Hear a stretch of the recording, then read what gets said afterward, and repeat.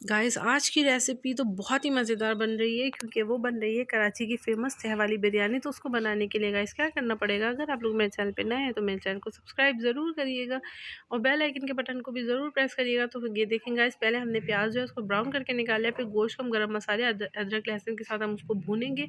उसके अंदर हम मज़ेदार से अपने स्पाइसेस डाल देंगे, दही डालेंगे, टमाटर डालेंगे और ये देखें, और फूड कलर भी हम उसके अंदर डाल देंगे और हम उसको कवर कर देंगे। ये देखें, एक तरफ हमारी जो है वो यखनी जो है वो रेडी हो रही है, दूसरी तरफ हम जो है वो पानी चढ़ा देंगे ताकि हमारे अच्छे से चावल बॉईल हो जाए।